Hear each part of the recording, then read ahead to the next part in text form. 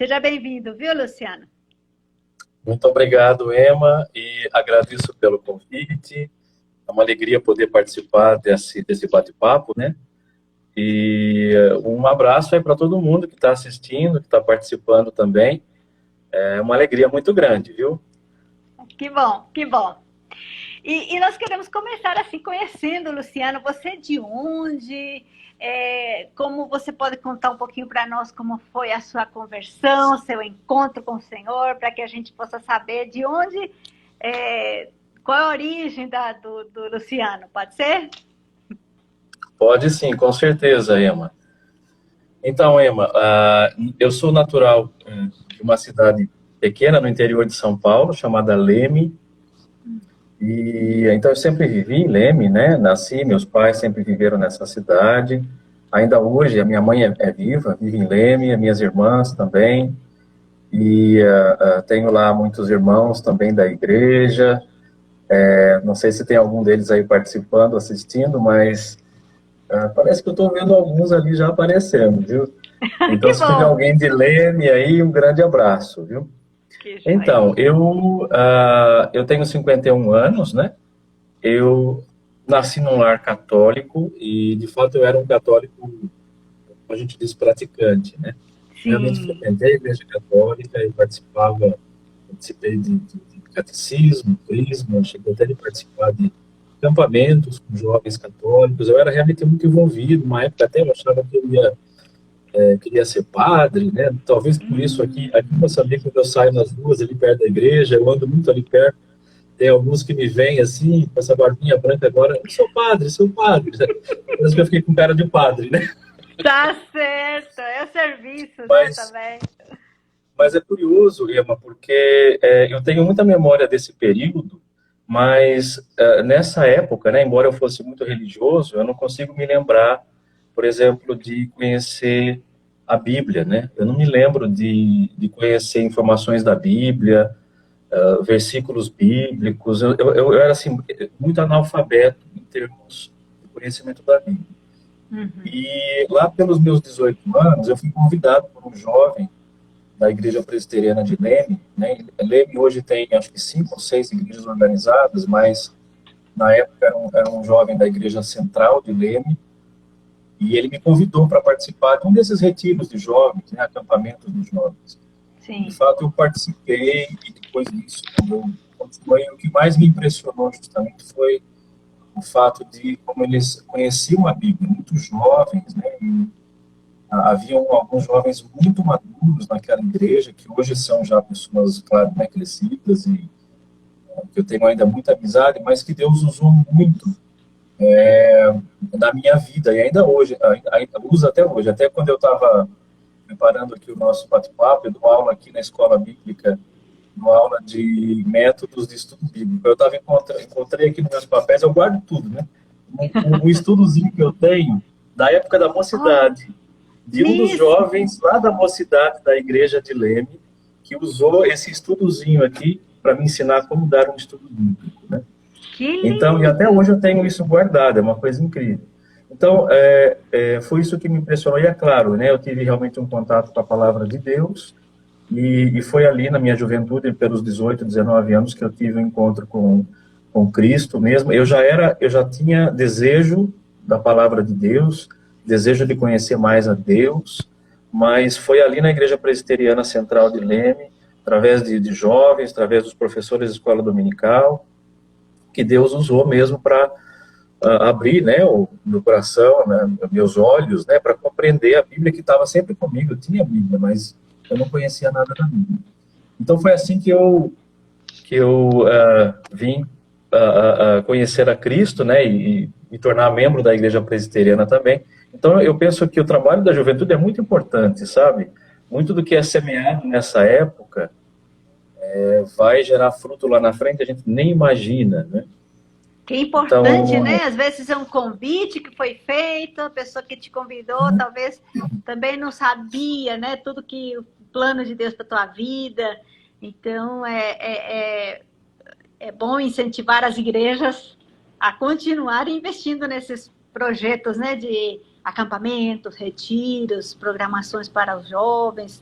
Porque é o que Deus usa, a palavra, exatamente, né? Que joia. E foi no âmbito justamente desses programações da juventude lá em Leme. Então vieram conferências missionárias, é claro que os jovens participavam muito. Foi um período que Leme teve muita gente que saiu dali, né? Até tem alguns que estão na PMT, que são missionários, sim, pastores hoje. E então eu posso dizer, um período de avivamento mesmo, né? Que muita gente começou a se despertar para missões também. E foi justamente numa dessas conferências, até a gente teve ali o Dia das Nações, o pessoal foi vestido de países diferentes, eu estava lá vestido, nem me lembro do que era, mas tinha lá o meu traje típico também. E eu me lembro que numa dessas conferências que Deus falou muito forte ao meu coração e para que eu pudesse servi-lo, né? E eu, na época, trabalhava no banco. Antes de eu me tornar missionário, eu trabalhei 10 anos no banco, né? Eu trabalhei no extinto Banco Real. Hoje nem existe mais o Banco, só os mais velhos é que vão se lembrar. E eu fiquei 10 anos trabalhando nesse banco, né? Eu estudei economia, de fato eu sou formado em economia, e naquela altura Deus colocou no meu coração um desejo muito grande de servi-lo. Mesmo o Leme, dentro lá do banco, eu tive a oportunidade de falar do Evangelho. Tem alguns que eram meus colegas que hoje estão na igreja, estão em Cristo. Isso é uma coisa muito, muito legal, né? Então eu via que o meu campo missionário era realmente o meu ambiente de trabalho. Eu inicialmente não fui chamado para trabalhar como missionário fora do país, nem nada, mas eu senti um chamado de Deus para servir ali. E quando eu aproximei com o pastor da igreja, o reverendo Pedro, né, que eu tenho muito carinho por ele ainda hoje, está lá em Leme ainda, o reverendo Pedro teve muita sabedoria também para me orientar com relação aos primeiros passos. Eu queria logo largar o que eu estava fazendo, ir para o campo. Não, termina o seu curso, vamos com calma. E foi muito bom isso aí, né? Isso eu acho que é uma coisa bem comum nos jovens, né? Que às vezes eles sentem aquele impacto, aquela conferência, aquele momento, e quer largar tudo e vai, né? Então, é importante ouvir os mais experientes, né? E quando a gente ouve alguém, um presbítero, um pastor que tenta frear um pouco a nossa emoção do momento, a gente vê aquilo como uma barreira, como um impedimento, mas na verdade é Deus agindo, né? Porque realmente é preciso, não vale a pena pular etapas. Isso. Mesmo hoje, eu olho para trás e eu vejo que há etapas que foram saltadas que hoje faz falta para mim, né? Então eu digo para os mais jovens, não salta etapas, porque lá na frente a gente vai sentir bastante, né? Joia. E nessa ideia de você já ter esse desejo, começou a brotar esse desejo missionário e tudo, como é que foi que apareceu Moçambique na sua vida? Definir até chegar ao processo, né? Então, Emma, eu nunca senti um chamado para um país específico. Na verdade, eu na época me sentia muito assim, interessado, atraído pela ideia de usava muito aquele termo de fazedores de tenda na época, né? Missionários profissionais que vão para outro país para servir, mas na verdade eu nem pensava em sair do país. Eu queria muito ser missionário de base. Queria muito usar meus conhecimentos na área. E de fato eu trabalhei numa agência missionária no Brasil por 2 anos, como missionário de base, né? E na altura, realmente, eu não tinha nenhuma intenção de sair. Eu fiz um curso, eu não sou formado no seminário, eu não sou pastor ordenado, e a minha formação foi muito mais voltada para você dar esse apoio de base para o trabalho missionário. Mas naquela missão que eu estava envolvido, surgiu uma necessidade no campo missionário aqui em Moçambique. Eles precisavam de um missionário com perfil, com meu perfil, no caso, né, que tivesse conhecimentos na área administrativa, que quisesse servir, porque havia uma base aqui na cidade da Beira e que eles precisavam de alguém para administrar. E, de fato, eu atendi a essa necessidade, vamos dizer assim. Então, não fui eu que escolhi, foi Moçambique que me escolheu, vamos dizer assim, né? Eu nunca tive uma orientação de Deus para um local específico, mas para fazer uma tarefa específica, né? Eu acho que é sempre importante a gente olhar para os nossos dons, os nossos talentos, E eu acho que a ideia de local de trabalho, eu acho que Deus chama, sem dúvida nenhuma. Ele fez isso com há muitos servos dele, até que são relatados na Bíblia, né? Que ele indicou mesmo para onde eles deveriam ir. Mas eu acho que é preciso a gente não idealizar muito. Eu penso que nós devemos estar abertos para servir a Deus aonde Ele nos colocar. E uma coisa que eu tenho aprendido no campo missionário é que Deus sempre nos surpreende, né? E surpreende mesmo, né? Ele faz a vontade dele. Então, Emma, nunca imaginei que eu viria trabalhar em Moçambique, nunca tive um chamado específico para a África. Era uma necessidade que havia aqui, o que eu vim cobrir. E estou aqui há 20 anos, né? Que joia! E é tão importante essa disposição, né, de estar aberto para aquela necessidade que há, né? Porque hoje nós temos várias frentes de trabalho onde eles estão requerendo missionários, e é importante a gente estar aberto e também perguntar para Deus mesmo, onde é que eu posso te servir, né? Porque a nossa emoção também pode nos enganar, né? Eu quero ir para um lugar, mas talvez seja um desejo do meu coração, mas Deus pode estar querendo que eu sirva em outro lugar. E que bom exemplo, né? Estar aqui aberto. Onde é, Senhor, que eu posso te servir, né? Que joia. Exatamente. E foi assim que você chegou na PMT e eles te encaminharam? Sim, na época não havia PMT ainda. Nessas horas que a gente começa a ver como a gente é velho, né? Então, era ainda a antiga Junta de Missões Estrangeiras. Sim. Então, foi daí que eu me aproximei. Nós não tínhamos, não existia ainda o CFM, né, que é o curso de formação missionária, mas tinha aquele curso que é feito no IBEL, né, o curso, esqueci o nome que é dado agora. CTM. Mas, o CTM, exatamente, que eu fiz e fui aceito, né, pela PMT para poder trabalhar. Na altura era uma parceria com uma outra agência missionária. Hoje eu trabalho somente com a PMT, mas naquela época eu vim para o continente africano debaixo de uma parceria com uma outra agência missionária, né? Então, mas foi interessante porque para alguém como eu que estava no princípio, desde o início da formação da PMT, dá para ver como essa agência cresceu, né? Assim, em 20 anos, quase que foi uma explosão mesmo, né? Em termos não só numéricos, mas o próprio apoio que a agência nos dá hoje. Houve um progresso muito grande, sabe? Muito mesmo.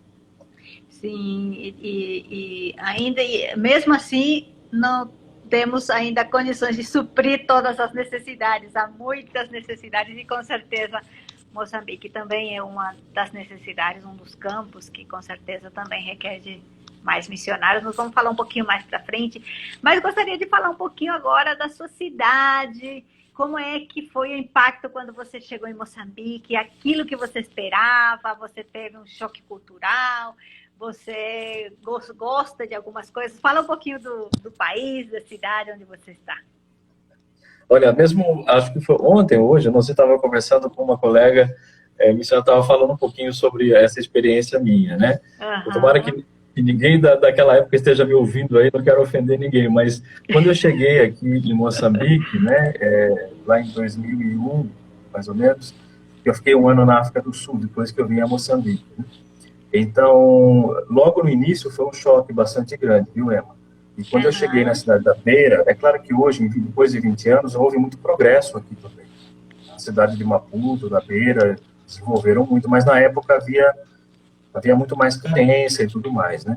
E eu me lembro que eu cheguei e eu fui viver na casa de um casal de missionários americanos que viviam lá, né? Eu sou solteiro, eu cheguei aqui como solteiro, estou solteiro até hoje, e eu nunca me esqueço que eu cheguei.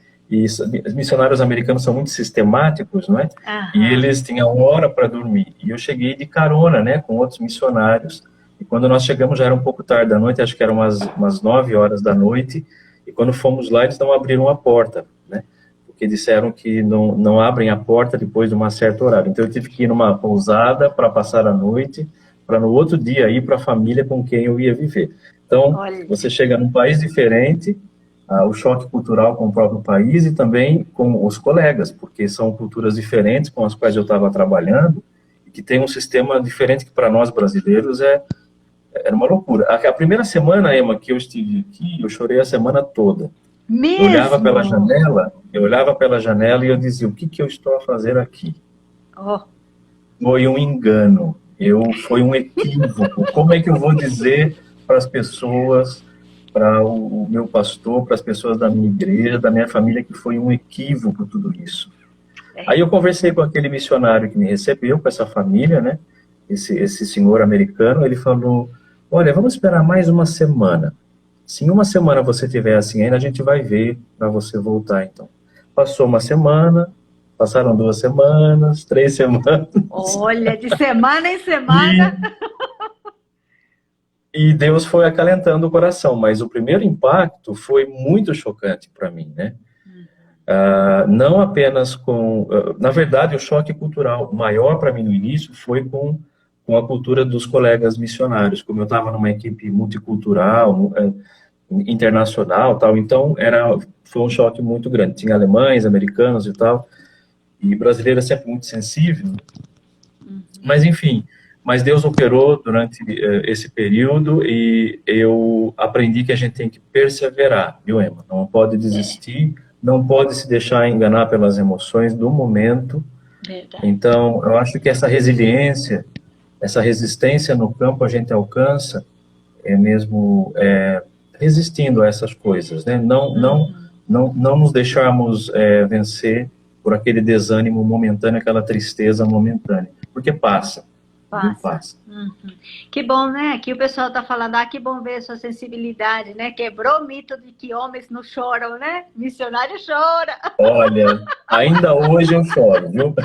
É bom saber disso. Ainda hoje eu choro. Tá certo. Luciano, e o que mais você gostou da cidade, do país? Bom, olha, na verdade, Moçambique é um país muito acolhedor, né? O povo moçambicano é extremamente acolhedor. Eu não posso dizer africano, eu não conheço todos os países da África, né? Conheço mais essa região sul, mas Moçambique é um país que tem seus problemas, como qualquer outro país, mas o povo moçambicano é muito acolhedor. Mesmo tendo esse ranço, né, com o colonizador, e claro, a gente chegando aqui, sendo assim branquinho, quem me olha na rua pensa que talvez eu sou um português, alguma coisa assim, mas para as pessoas que lhe conhecem, que aproximam e desenvolvem um relacionamento, assim, eu tenho muito carinho pelo povo moçambicano. Eles realmente me receberam de uma forma tão calorosa, e o primeiro culto que eu participei, aqueles que já participaram de um culto africano, né, moçambicano especial, sabem do que eu estou falando, né? Muito emocionante a maneira como eles louvam a Deus, com aquela simplicidade, sem instrumentos musicais, mas uma garganta poderosa, né? É muito bonito, é muito emocionante. Ainda hoje, depois de tantos anos, dá para a gente se emocionar ainda com isso. E no início foi muito marcante para mim. Mas realmente eu fui extremamente bem recebido pelo povo moçambicano. Eu não posso reclamar de nada com relação a isso. Choques culturais houveram, não tem como não haver, mas é um povo extremamente acolhedor, extremamente acolhedor, de fato. Que bom. O pessoal está te mandando um abraço, o pessoal, a Ana Teresa de Brasília, a Rúbia, a Marisa Celestino do Paraguai. Tá muita gente aqui. Estou vendo Rúbia, Rubelita, várias pessoas aí, que bom. A Mônica está aqui também, o pessoal tem... A Mônica está. A Mônica Alves também. Ainda bem que você esperou mais uma semana, né? A Mônica Alves, né, que chegou há pouco tempo também. Nós já fizemos uma live com ela. Quem quiser conhecer também, depois pode até acessar, né? Nos nossos meios aqui. Luciano, e esse processo de você chegar em Moçambique, como você viu a religiosidade do povo? Como é que é a religião no país? A igreja presbiteriana? Pode comentar um pouquinho sobre isso? Posso sim.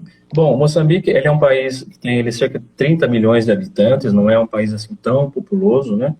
Mas para conhecer um pouquinho do contexto religioso aqui de Moçambique, é preciso entender um pouquinho da história, né? É claro, a gente sabe que Moçambique foi colônia de Portugal, então há a presença cristã do catolicismo romano aqui, ainda hoje bastante forte, mas mesmo antes dos colonizadores chegarem aqui, os muçulmanos já estavam, então há uma presença islâmica muito forte. E para além, então, do islamismo e do cristianismo, em várias vertentes, né, temos os católicos, temos um grupo, a gente chama de sincrético, né, que são as igrejas ziones, que é um sincretismo entre igreja protestante e religião tradicional africana, e a própria religião tradicional africana. Agora, a questão é também entender que aqui em Moçambique, a exemplo da África, o sul é mais cristianizado, e as províncias do norte são bem mais influenciadas pelo islamismo. Só para ter uma ideia, a província de Niassa, por exemplo, no norte, tem mais de 60% de muçulmanos, né? Enquanto em Maputo, na província de Maputo, é cerca de 6% de muçulmanos. Então dá para ver a grande diferença, né? Sim. Agora, seja no islamismo ou no cristianismo, alguma coisa que nós encontramos aqui é a religiosidade tradicional africana presente. Porque ela está presente no dia a dia das pessoas, nas cerimônias, né, de nascimento, as cerimônias de casamento, de funeral, todos os momentos da vida, existe alguma ligação com essa religiosidade tradicional africana. E essa é a parte mais difícil de trabalhar aqui, Emma. O moçambicano, ele é muito aberto para ouvir o evangelho. Você chegar alguém na rua e falar, faz favor, quero entregar um folheto, uma literatura, ou falar de Cristo. O moçambicano é muito simpático, vai ouvir, não é difícil trazer alguém a Cristo ou à igreja, podemos dizer, mas o difícil é a pessoa permanecer em Cristo, e mesmo quando a pessoa está na igreja e está caminhando com Deus, aquela ligação com a religiosidade tradicional é muito, muito, muito forte, né? Então, tem até um jovem aqui, que pouco tempo atrás estava conversando comigo, ele quer casar, mas para fazer o casamento, ele é muito crente, um menino muito comprometido da igreja presbiteriana, mas para fazer o casamento, ele tem que fazer lá uma cerimônia, né? Cupacha, que eles chamam aqui, que é para comunicar os antepassados, né, que aqui a religião tradicional africana é baseada na veneração dos antepassados. A comunhão, a relação com Deus é muito distante, então eles se apegam nos intermediários, que são os antepassados. Né? Então, qualquer tipo de acontecimento na família tem que ser comunicado. Então, os mais velhos vêm e vão fazer aquela cerimônia, pedem alguns produtos, como bebida, um pouco de farinha, não sei o quê, e ele, como noivo, teria que pagar todas essas coisas, financiar essa cerimônia. Então, ele estava num conflito, né? Ele falou, se eu não participo disso, a vida do africano é a comunidade, eles vivem para a família, né? Você não cumprir esses tabus é você cometer um suicídio social. Você acaba ficando isolado da família. Então, é fácil para a gente, como missionário, chegar e falar, você não pode fazer isso nem isso. Mas quem está sentindo na pele isso daí são eles. Então é um desafio muito grande.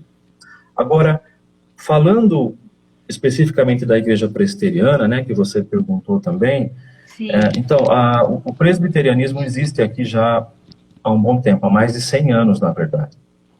Mas ele está muito mais presente aqui no Sul.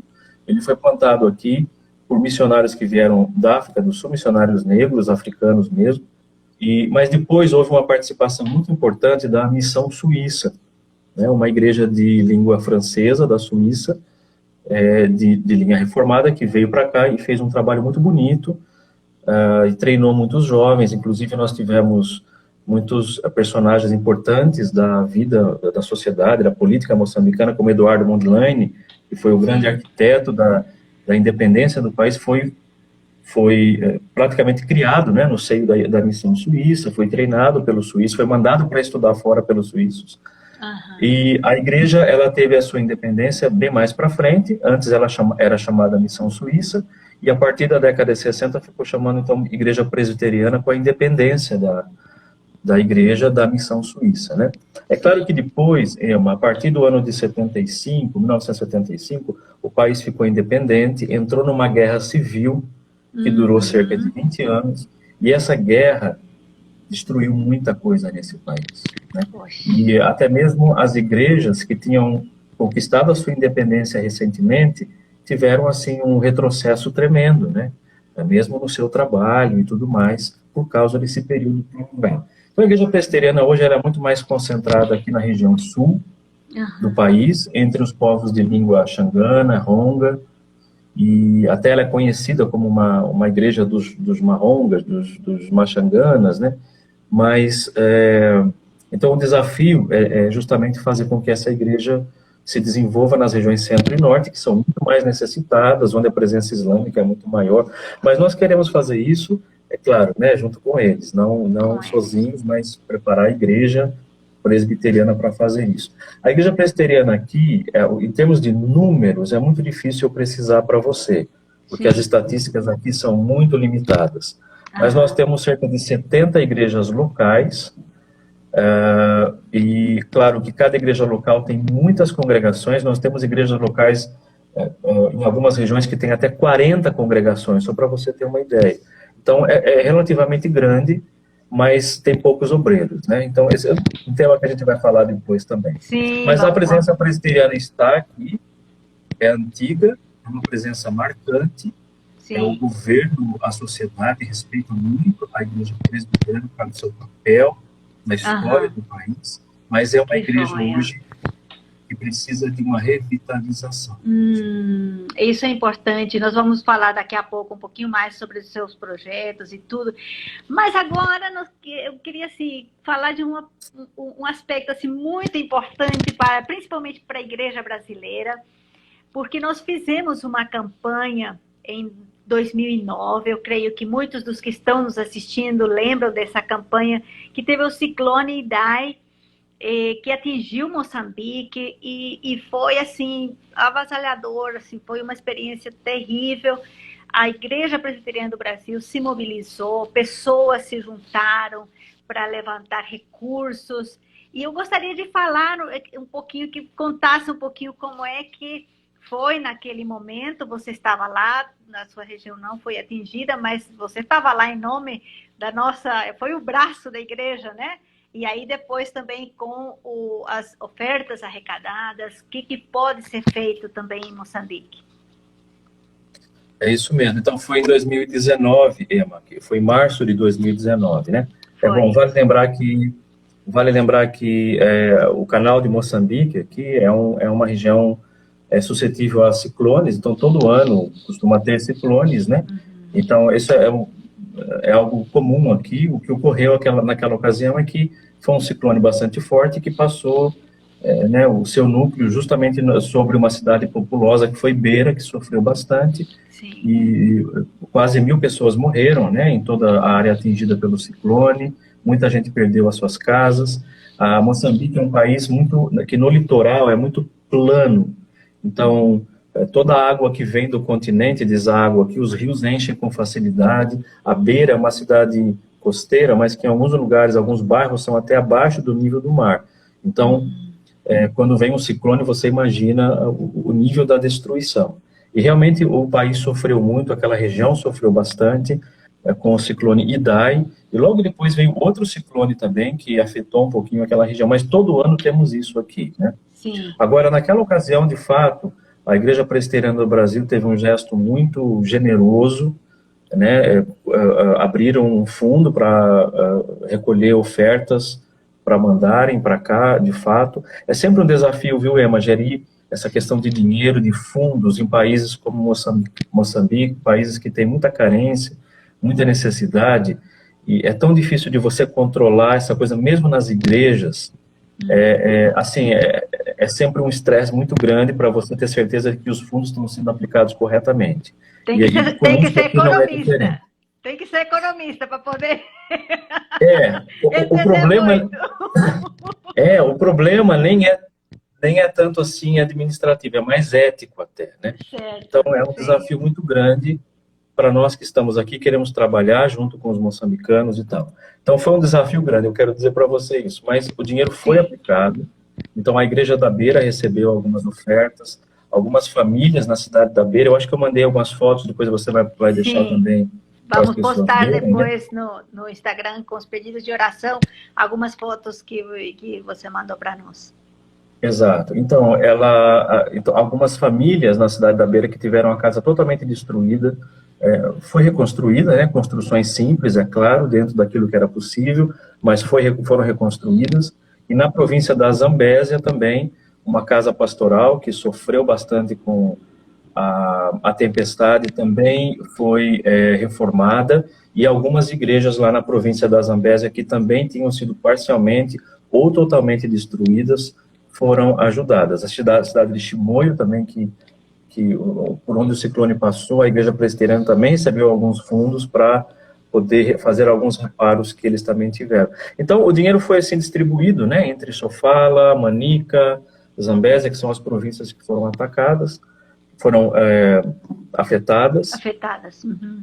E de fato foi uma bênção, né? Foi uma bênção poder ver algumas dessas famílias que perderam tudo e poder ter pelo menos um teto, né? A gente não sabe o que é isso, né? Ficar sem um teto para você se proteger. Então, assim, aquelas pessoas que estão nos ouvindo, né, que ofertaram, que direcionaram as suas ofertas, olha, o dinheiro demorou para chegar aqui, foi uma burocracia conseguir mandar o dinheiro, mas o dinheiro chegou e foi bem utilizado. Até hoje ainda tem pessoas sofrendo, né, as consequências do ciclone. Então, o meu muito obrigado, né, para aquelas pessoas que realmente ofereceram, porque algo foi feito aqui de fato e muitas pessoas foram beneficiadas. É muito importante a gente dar esse relatório, esse retorno para as pessoas que ofertaram, porque às vezes a gente quer assim, manda hoje, quer que o dinheiro chegue hoje, mas essa transferência financeira de país para país é toda uma burocracia, e graças a Deus que a Igreja Presbiteriana pode cooperar com a Igreja Irmã de Moçambique e abençoar muitos irmãos que sofreram consequências terríveis, né, desse ciclone. Que joia! E o tempo vai passando, Luciano, e a gente quer conhecer mais e mais e falar muito mais ainda sobre o ministério, mas eu gostaria de falar um pouquinho agora sobre o seu projeto, o projeto que está desenvolvendo, quais são as frentes que vocês estão trabalhando, está trabalhando em parceria com a igreja em Moçambique. Fala um pouquinho para nós sobre esses projetos. Isso mesmo, Emma. Então, como eu falei para vocês, eu vivi um tempo na cidade da Beira, né, trabalhando com outra agência missionária até 2010, mas a partir de 2011, eu já mudei para a capital Maputo e vim trabalhar exclusivamente dentro dessa parceria entre a Igreja Presbiteriana do Brasil e a Igreja Presbiteriana de Moçambique. Essa é uma parceria que foi feita pela IPB, né? Não foi uma iniciativa minha, foi uma iniciativa da APMT, que esteve aqui, que viajou para Moçambique, estabeleceu contatos com a liderança da igreja. Então, nós aceitamos o desafio da APMT de vir a Maputo e tentar cooperar, construir essa parceria que é nova, né? Apesar da igreja aqui ser antiga, a parceria é relativamente nova. Uhum. E, de fato, os projetos que nós temos desenvolvido aqui, não só o meu, mas há outros missionários também que estão vindo para cá agora e estão sendo feitos debaixo dessa parceria. Então, quando chegamos aqui, nós tentamos encaixar o nosso projeto dentro daquelas que são as necessidades da Igreja Presbiteriana de Moçambique, né? No início, foi assinado um memorando de entendimento, algumas áreas, né, que foram pontuadas, que eram mais carentes, e dentre essas áreas, a área da educação teológica, que é realmente muito necessitada aqui, né? Não só, quando eu falo educação teológica, não é só formação pastoral. Eu estou muito envolvido, por exemplo, com a Escola de Teologia do Covo. O Covo é uma região central aqui na cidade, onde fica a sede da Igreja Presbiteriana, e ali nós formamos obreiros leigos também. Então, a participação do obreiro leigo aqui, e é interessante porque eu servi como obreiro leigo muito tempo no banco, né? Então, eu vejo muitos dos meus alunos ali que são chefes de polícia, são professores, tem uma enfermeira. Então, são pessoas que vivem, trabalham na sociedade, mas querem servir também nas suas paróquias, desculpa, aqui uso o termo paróquia ainda, na Igreja Presbiteriana, querem servir nas suas igrejas locais, né? E, então, é bastante importante a educação teológica em todos os níveis, né? Uhum. Sim, estou ouvindo. Desculpa, parece que alguém está batendo. Então, então é mais ou menos isso. Sim. Então, na verdade, o nosso trabalho aqui tem sido feito muito mais voltado para a formação dos obreiros e de fato, há outras áreas, né, Emma? Não é somente essa área que é carente, que é necessitada aqui. Nós também precisamos, por exemplo, de pessoas que trabalham com as crianças. Há muitas crianças aqui. A igreja tem muita necessidade de obreiros que venham desenvolver um trabalho com crianças. Temos agora a missionária Mônica Alves, está até aí participando também da live, né? E ela já está aqui em Moçambique, ela também vai nos ajudar agora, formando também obreiros para trabalhar com as crianças. Então, o meu trabalho está voltado muito mais, então, para essa formação de obreiros na Escola de Teologia do Povo, e temos um outro seminário, que é o Seminário Unido de Ricátala. Esse seminário não pertence à Igreja Presbiteriana, é um seminário, podemos dizer, interdenominacional, é ligado ao Conselho Cristão de Moçambique, mas ele é que forma os obreiros de algumas igrejas mais antigas, incluindo a Igreja Presbiteriana. Eu também dou aula lá, né, é claro, mas o nosso interesse maior aqui, meu projeto no caso, é nós formarmos um seminário de formação pastoral presbiteriano, porque não existe isso ainda. Existe uma escola presbiteriana ali, como eu falei agora, que forma obreiros leigos, e há um seminário interdenominacional, onde são formados os missionários da EPM, né? Achamos que colaboramos com esse seminário e tudo mais, mas vemos a necessidade da existência de um seminário, de uma instituição de formação pastoral presbiteriana, que em mais de 100 anos de existência não existe isso aqui ainda. Olha. E eu acho que esse seria o grande legado que a IPB poderia deixar para a Igreja Presbiteriana de Moçambique. Que importante, né? Ver, assim, pontuar esses, com uma visão, né? Olhando para o futuro também, né? Preparando os obreiros nacionais, sabendo que precisa de um treinamento, precisa também, o próprio missionário transcultural precisa também se preparar nessa transculturalidade, porque, com certeza, tem algumas questões que precisam ser trabalhadas, mas quem vai agora já tem o seu apoio, você já pode contar como é que funciona a coisa. No começo, com certeza, foi meio mais complexo, complicado, né? Tem muita gente aqui se unindo. A Fátima já falou que já está indo para lá também, já está querendo ir. Ela trabalha com crianças, ela é bênção, ela pode ir lá treinar, pelo menos viagem de curto prazo, viu, Fátima? A Mônica Mesquita também está aqui. Tem muita gente aqui mandando um abraço. Não dá para ler de todo mundo, mas... Só para você ter uma ideia, Ema, como eu falei, são cerca de 70 igrejas locais. Se você contar congregações, são mais de 400. E nós temos, no momento, 50 pastores apenas. E no total de obreiros, entre evangelistas de crianças, evangelistas mesmo e pastores, nós temos cerca de 100 obreiros em toda a igreja. Então é muito pouco para uma igreja com mais de 100 anos de idade, com tantas igrejas locais. E como é que nós vamos então levar o evangelho mais para o centro-norte sem formar obreiros? E não é só formar, é formar dentro de um ambiente saudável, de uma teologia saudável, né? Reformada. Sim. E infelizmente nós não conseguimos, não é o que nós temos visto aqui no momento. E aí é nesse ponto que nós queremos apoiar essa igreja. Sim. É claro, Ema, que as decisões, nós não tomamos decisões aqui, né? Então, nós estamos aqui, temos a liderança da Igreja Presbiteriana, então os nossos projetos também dependem das decisões deles. Então, em algum momento também há amorosidade, né? Porque o ritmo das coisas aqui é diferente no Brasil. As coisas no Brasil acontecem de uma maneira muito rápida. É um mas choque aqui, cultural inicial, com certeza, né? Como diz o moçambicano aqui, diz, a comida boa é a comida que leva muito tempo para cozinhar. Então, as coisas aqui levam muito tempo para acontecer. Coisas que acontecem de uma hora para outra não funcionam no contexto africano, né? Então, é preciso ter paciência, não é fácil. Cabelo, quando eu vi, tinha cabelo. Paciência e também fazer um trabalho a longo prazo, né, Luciano? Porque imagina, agora que você está entendendo, conhecendo, depois de uns anos, aí você vai embora, vem uma outra pessoa nova, vai começar todo o processo novamente. Então, quem vai para essas regiões aí, é bom pensar num projeto de vida, né?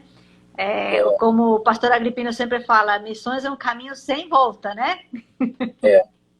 E eu vejo, Emma, que quando nós conseguimos também trabalhar em equipe, a gente consegue concentrar esforços.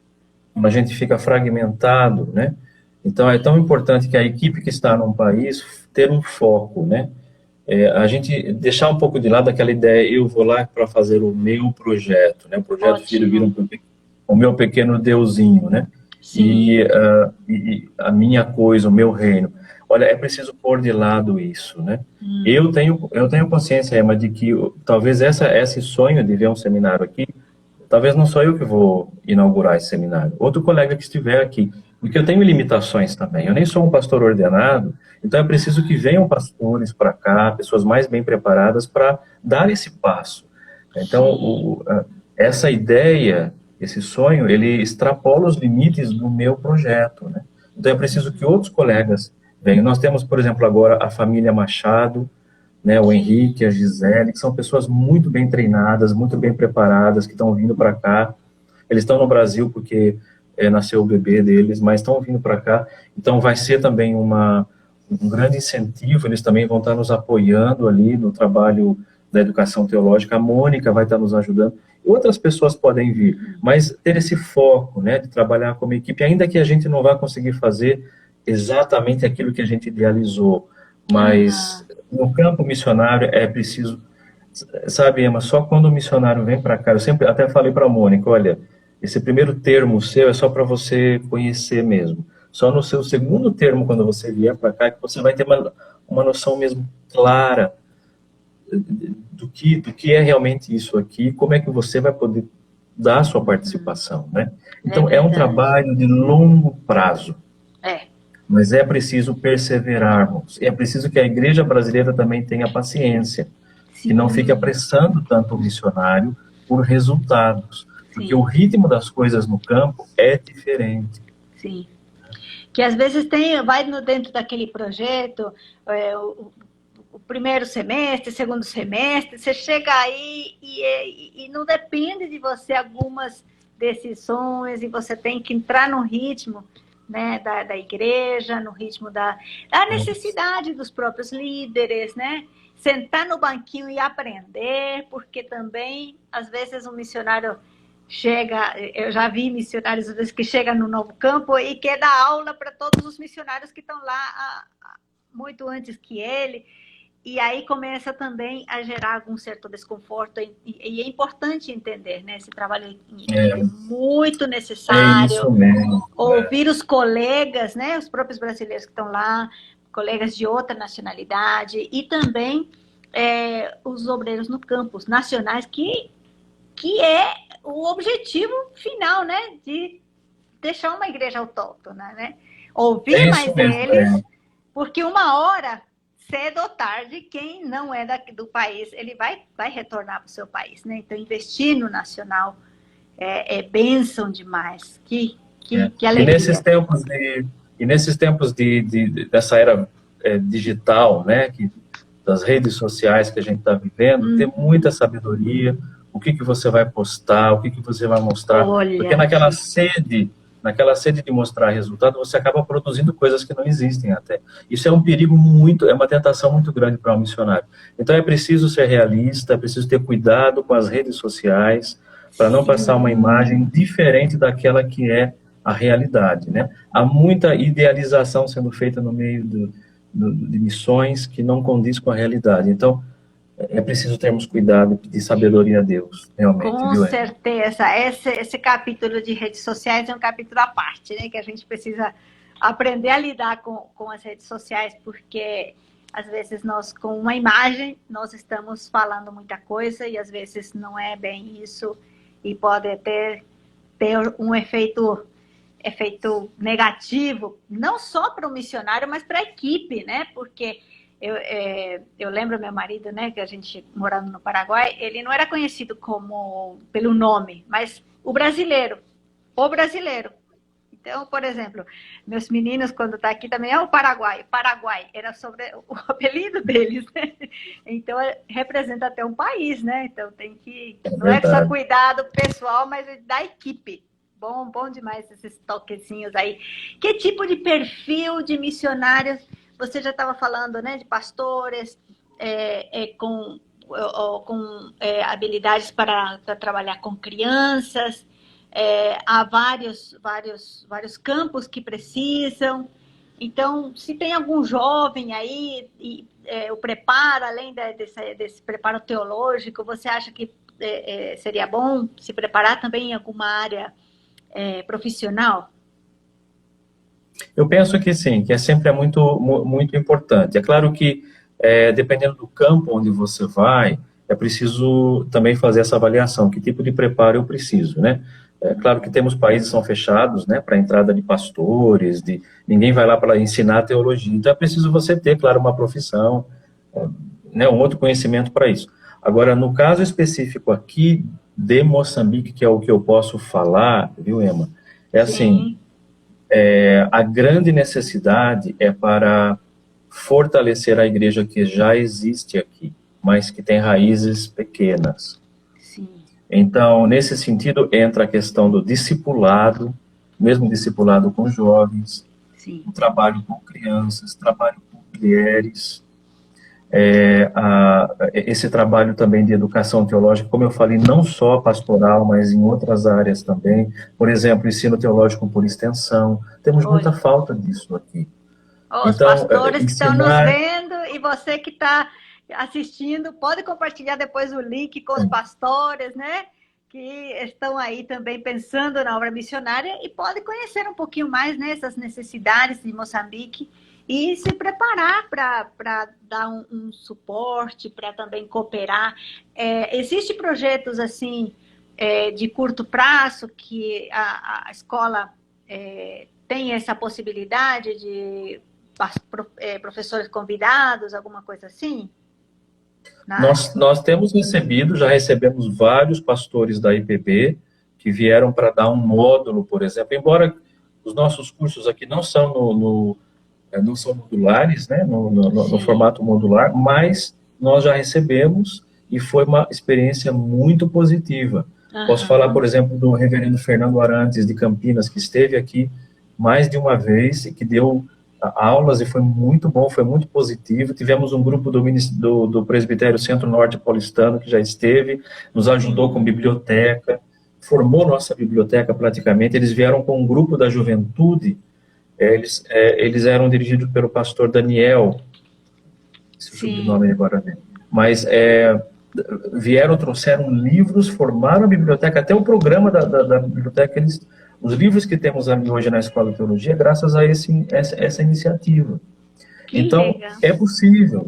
Podem vir nos apoiar com livros na formação da nossa biblioteca, darem algumas palestras. Agora, tudo isso precisa de planejamento, é claro, isso, né? Assim, e, novamente, colocar a emoção de lado. Eu, às vezes, sou meio estraga-prazeres de muitos, né?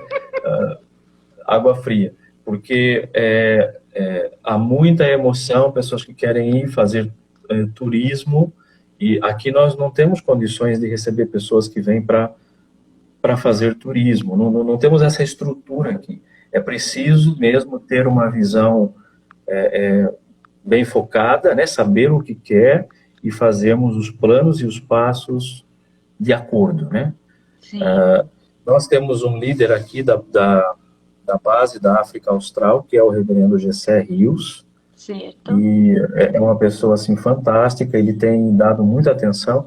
Eu sugiro, né, que as pessoas que têm interesse, antes de falar comigo, tem que se dirigir primeiro ao líder da base, que é o reverendo Gessé Rios, porque é ele que tem uma visão mais global do que se passa aqui nessa região toda, é ele que monitora o trabalho, e também a PMT, né, para que haja esse direcionamento das vocações, das pessoas interessadas, para aqueles campos, né, que o perfil dele vai se enquadrar melhor também.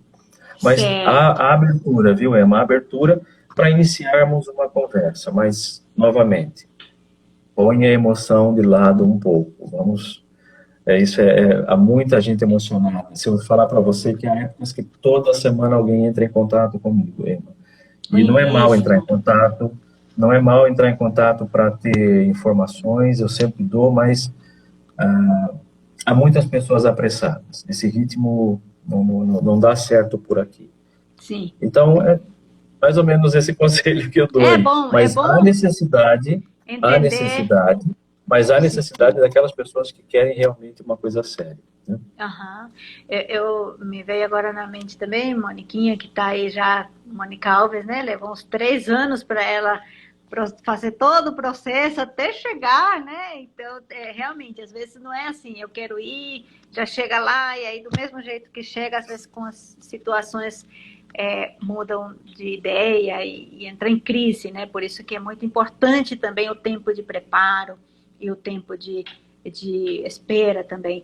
E eu vou aproveitar também para dizer que quem quiser saber o contato, como fazer contato e tudo, nós temos no nosso site, né, www.apmt.org.br/missionários, e lá você vai ter toda a lista dos nossos missionários, e aí você pode procurar o Reverendo G.C. Rios, e aí, então, se tiver algum interesse para conhecer um pouco o trabalho em Moçambique, projeta aí uma visita, e vai ser bênção, com certeza. Tem algum testemunho que gostaria de compartilhar durante esses 20 anos que já está, né, nessa luta, ou mais de 20 anos, né, que você lembra e gostaria de compartilhar conosco? Olha, eu tenho, assim, quando eu penso em termos de testemunhos, sempre vem tantas ideias na cabeça, né? Mas é claro que no meu caso, em que eu estava trabalhando sempre com alunos, né, na sala de aula e tudo mais, eu tenho muitas experiências que foram muito importantes para mim, justamente com alunos, né? E, por exemplo, durante um período eu dei aulas lá na Beira, mas também dei aula em Nampula, que é a cidade que fica mais ao norte. E eu nunca me esqueço de um aluno que eu tive naquela altura, e aquele aluno me impactou demais, né? Uhum. E é curioso, porque até eu comentei com você um pouco sobre os ataques que estão havendo lá na província de Cabo Delgado, e esses ataques do Estado Islâmico e tal, e é muito mais, os membros desses grupos terroristas são dessa tribo, desse povo Moani, lá do norte. E esse aluno era desse povo Moani, que é um povo extremamente islamizado. É muito raro você encontrar um membro desse povo convertido, crente, né, no caso. Uhum. E eu nunca me esqueço o nome desse aluno, que era Sumail. Uhum. E eu dei aula para ele, e depois nós tivemos um bom contato durante o tempo que eu estive lá em Nampula, faz muitos anos isso daí, mas aquilo me marcou bastante. E a história dele foi marcante porque quando ele se converteu ao cristianismo, né, a família da esposa automaticamente tirou a esposa dele, ele tinha filhos, tirou os filhos dele, porque naquelas culturas do norte que são matrilineares, os filhos pertencem para a família da mulher, né? Então tiraram os filhos, tiraram a esposa e deram para outro homem, a mulher foi dada para outro homem em casamento. Quer dizer, ele ficou sem família, sem ninguém, teve que até mudar daquela região onde ele vivia, lá em Cabo Delgado, né? Foi para Nampula, e ali ele teve a oportunidade de estudar, de fazer teologia, de ser um obreiro, né? Então, marcou muito para mim a vida dele, aquele tempo que nós tivemos, e ele compartilhando um pouco sobre o preço que ele pagou, né, Emma? Porque todos nós pagamos, né, de fato, um preço em algum momento, mas há pessoas aqui que pagam um preço muito alto, sabe? Você perder esposa e perder filhos por causa da sua fé, a gente ouve de longe assim, né? Mas isso aconteceu com esse aluno. E o testemunho dele marcou muito a minha vida, a fé que esse homem, não era um jovem, era um homem, mostrava, né? Então eu tenho sempre essa memória do Sumail comigo, ainda oro por ele, infelizmente a gente perdeu o contato porque faz muitos anos, Sim. Mas agora que eu tenho lido sobre as notícias lá, Mocimboa da Praia, aquela região onde tem o povo dele, né? Eu sempre recordo dele e oro por ele, né? E muitos outros, né? Alunos que nós tivemos e que tiveram uma experiência difícil, mas que, graças a Deus, puderam vencer, perseveraram, né? E com certeza lá no final vão receber a coroa da vida, né? Amém. Que bom, que bom. A gente poderia ouvir muitos testemunhos e conhecer um pouquinho mais, saber mais do ministério aí, mas o nosso tempo também avança, né? Mas aí, para a gente fechar, a gente gostaria, assim, de uma palavra sua para os pastores que estão nos ouvindo, liderança da igreja, vocacionados, aqueles que estão pensando em se preparar para a obra missionária. Deixa uma palavrinha para eles também. Muito bem. Então, para aqueles que estão se preparando para a obra missionária, Ema, a palavra que eu deixo é assim, é claro que nós confiamos em Deus, né? A gente vai para o campo missionário, você pode estar super bem preparado em tudo, mas no final das contas é Deus que conduz o caminho, sabe? Não é a nossa capacidade pessoal que vai definir se vamos colher frutos ou não. É Deus é a soberania de Deus. Sim. Mas da nossa parte devemos fazer aquilo que é correto. E o que eu sempre digo para os que estão se preparando, não saltem etapas no treinamento, na preparação. Por mais que leve tempo, tenham esse tempo de preparo, de treinamento. Se você vai trabalhar com educação teológica, eu, sinceramente, se eu pudesse voltar no tempo, eu teria estudado um pouco mais lá atrás para poder encarar os desafios que eu enfrento hoje. Então, é importante não se apressar e não saltar etapas no início, né?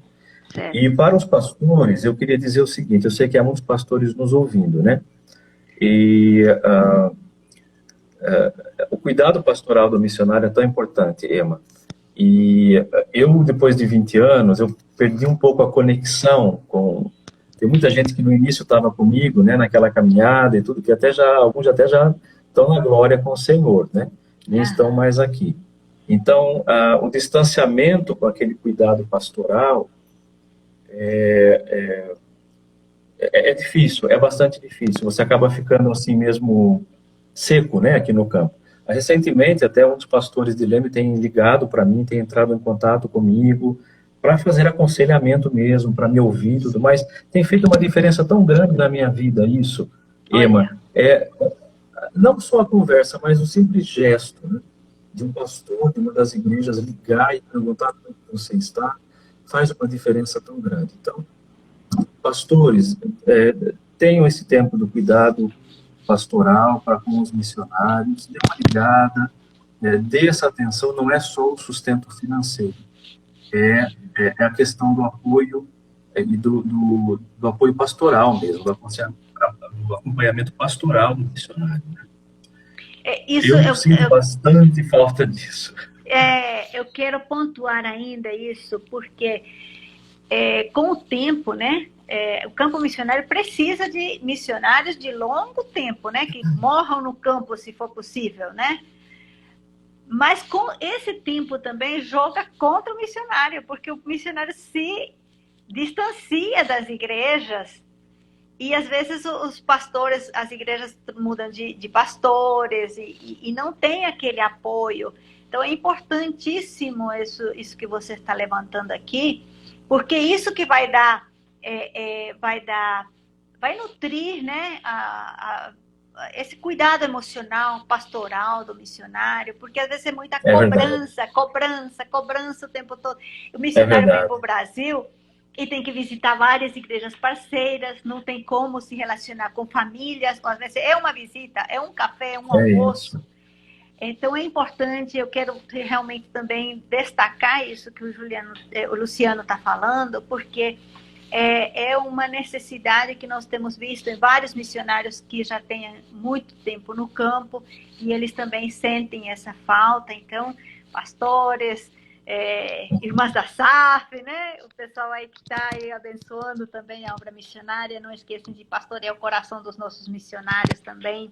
Que bênção, né? O pessoal até falou assim, você se sente mais brasileiro, mais moçambicano? Como é que você se sente? Já teve uma pergunta para trás aí? Como é que... Olha, depois de um tempo aqui, a gente já fica meio no limbo, né? Porque a gente já não... Eu estava lembrando quando depois de uns anos que eu fiquei aqui, voltei para o Brasil, a gente se habitua tanto com a cultura daqui que você fica crítico à sua própria cultura depois, né? Então, aqui, por exemplo, a criança é muito obediente, né? O adulto come primeiro aqui no contexto moçambicano, né? Não é a criança que come primeiro, não. Você vai em casamento, não pensa que qualquer criança vai comendo bolo, não. São os mais velhos, os convidados, né? E aí eu volto para o Brasil, lá na casa das minhas irmãs, dos meus sobrinhos, que eu gosto tanto deles, né? As crianças, no almoço do Natal, vão correndo para comer, para ser. Papai, o que é isso? Eu fico escandalizado, sabe? Como essas crianças não têm modos, né? Então, você se habitua tanto com um sistema de outra cultura, quando você volta, você começa a ficar crítico, né? A sua própria cultura, né? Aqui em Moçambique, a mulher moçambicana na igreja, ela tem muito decoro, né? Ela vai com a capulana enrolada. Você raramente vê na igreja, mesmo na igreja presbiteriana, uma mulher de calça na igreja, né? Então, mesmo as moças mais novas se estão de jeans, coloca a capulana. Você vai no Brasil, você chega, você leva um susto quando entra numa igreja, né? Hoje em dia, né? Então, nesse sentido, eu acho que eu estou mais moçambicano já, né? Eu volto para o Brasil e sinto assim esse impacto, né? Mas pronto, a gente fica meio no meio, né? A gente nunca deixa de ser brasileiro. Sim. E a gente fica aí no meio ali de duas culturas, né? Não é uma posição muito fácil, não, sabe? Você sabe disso, né, Ema? Com certeza. Não é uma posição muito confortável, mas faz parte, né? Mas isso faz parte também dessa vida missionária, né? Que tem que transitar entre várias culturas e saber como se conduzir e como também se fortalecer, né? No meio de isso. Mas olha, eu posso dizer para você que eu amo Moçambique. Eu podia ficar aqui mesmo, morar até. Eu gosto demais daqui, na verdade. Tem problemas aqui, mas Brasil também tem. Todo lugar tem problema, né? Benção, então, benção. É isso. O coração é dividido. Quando eu penso em voltar para o Brasil, o coração aperta um pouco, né? Que bom, seu coração já está aí em Moçambique. Deus abençoe grandemente. Para a gente finalizar, gostaria que você compartilhasse com a gente alguns pedidos de oração para que aqueles que estão nos ouvindo também, nos assistindo, possam lembrar de você nas orações também. Tá bem. Então, eu gostaria que orassem pelo trabalho que a gente faz aqui, né? Eu falei para vocês sobre o sonho de ter um seminário. Nós iniciamos obras para construir já algumas salas de educação teológica que futuramente poderiam ser um seminário.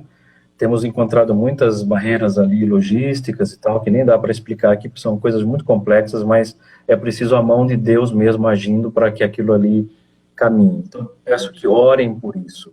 Eu acho que justamente porque é um projeto tão importante para essa igreja, e que faria tanta diferença, que o inimigo ataca tanto, sabe? Então eu peço que orem, que estejam comigo mesmo orando, porque há batalhas ali, até dentro da própria igreja.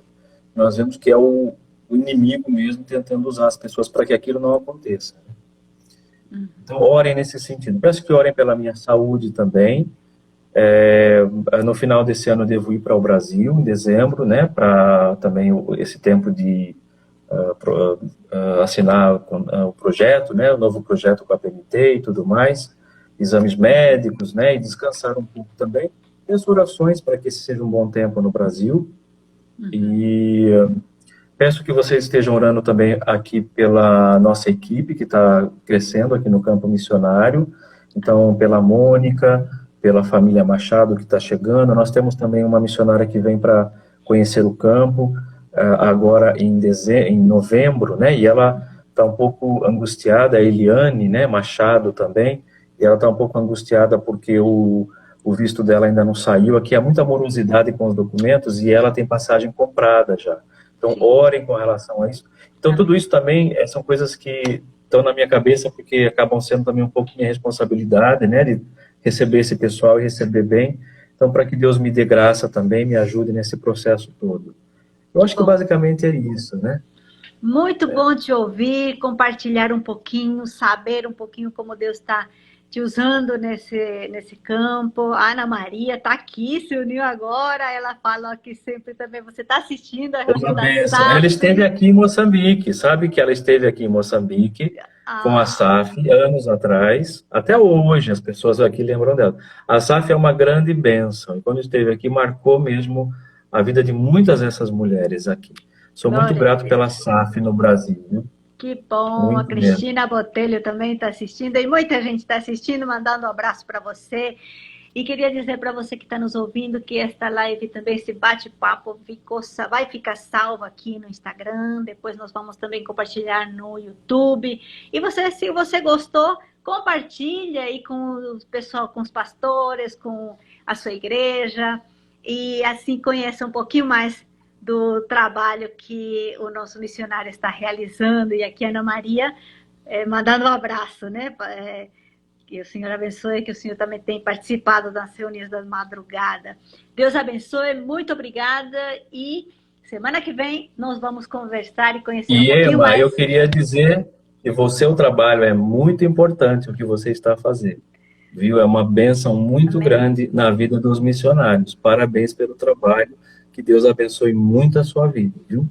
Muito obrigada, nós temos colocado diante de Deus a nossa equipe de comunicação, que temos aí várias pessoas trabalhando, produzindo também, para que a igreja possa conhecer mais sobre os nossos missionários. Obrigado, Deus abençoe grandemente e até terça que vem, 6 horas da tarde, nós vamos conhecer mais um missionário da APMT, o pastor Humberto e a Brandali da Itália. Você vai conhecer um pouquinho mais também de outro contexto. E querendo saber mais sobre a APMT, visite o nosso site e nossas plataformas de podcasts, siga também as nossas redes sociais. Deus abençoe. Obrigada, Luciano. Um abraço.